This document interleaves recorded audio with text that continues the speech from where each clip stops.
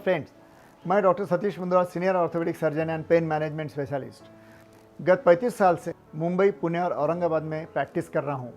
आज हम जानते हैं कि गर्दन का दर्द क्या होता है और उसके साथ और दूसरे सिम्टम्स भी क्या क्या हो सकते हैं।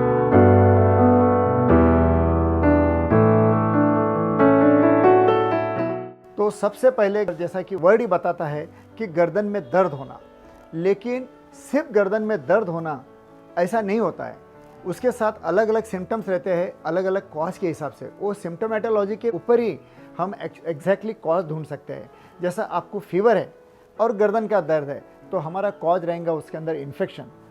और समझो गर्दन का दर्द है, मसल में तुम्हारे जकड़ाव है, स्पाजम है और हिस्ट्री ऑफ ट्रॉमा है, जैसा मार लग गया है, खींच कुछ आपने एक्सरसाइज कोई गलत कर दिया है, तो हमारा कॉज हो जाता है ट्रॉमा। इसलिए अपने को गर्दन के सिम्टम के साथ और क्या सिम्टम्स है ये जानना बहुत ज़रूरी होता है। और समझो गर्दन का दर्द है और आपके बार बार आपके सर में दर्द होता है तो वो माइग्रेन का एक वजह हो सकती है। माइग्रेन की वजह से भी गर्दन का दर्द हो सकता है। चौथा सिम्टम्स, ये चौथी कंडीशन ऐसी है कि जिसमें गर्दन का दर्द रहता है, ये गर्दन के ऊपर ऑक्सीपीट और हेडेक भी होता है, और ये दर्द पीठ के ऊपरी हिस्से में, कमर के दर्द में, फिर पाँव के पीछे के हिस्से में, पूरे पाँव के उंगली तक जाता है।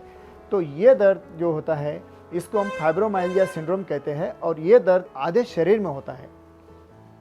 फिर उसके बाद में जो डिस्क होती है अपनी सर्वाइकल डिस्क, ये स्लीप या हर्निएशन हो गया, इसका सरक गई है, तो उसके वजह से जो दर्द होता है तो वो क्या होता है, पेशेंट को गर्दन का दर्द रहेगा।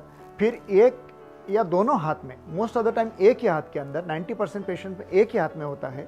तो ये दर्द तुम्हारे को शोल्डर से लेकर पीछे के हिस्से से लेकर पाँव, हाथ की उंगलियों के तक जाता है। और कभी कभी ये दर्द की वजह से यदि ये प्रेशर ज़्यादा रहा डिस्क के ऊपर तो अपने हाथ की उंगलियां काम करना बंद कर देती है, हाथ की उंगलियों की ताकत कम हो जाती है, हम कोई चीज़ पकड़ नहीं पाते। बाद में आप ये जो पहला ये स्पेस देख रहे हो, ये स्पेस के अंदर तुम्हारे मसल जो रहते हैं वो वीक हो जाते हैं, बारीक हो जाते हैं।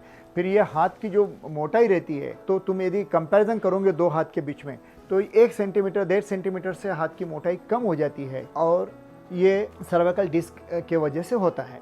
फिर कभी कभी गर्दन का दर्द हार्ट के कंडीशन में भी होता है, जिसको अटैक आता है, क्योंकि most of the time heart का और गर्दन का नर्व सप्लाई एक ही होता है, उसका रूट एक ही होता है।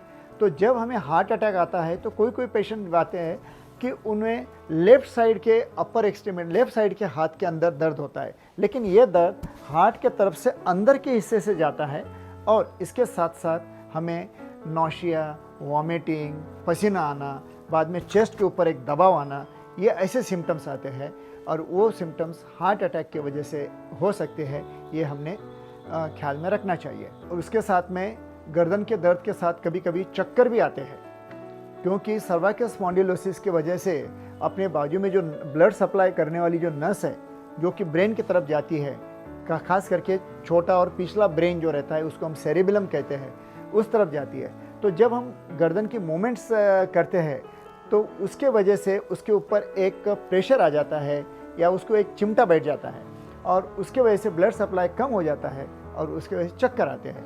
तो गर्दन का दर्द और चक्कर उसके साथ में आते हैं तो ये भी हमारे लिए एक बहुत सीरियस बात हो जाती है, और इसको आगे इन्वेस्टिगेट भी करना होता है।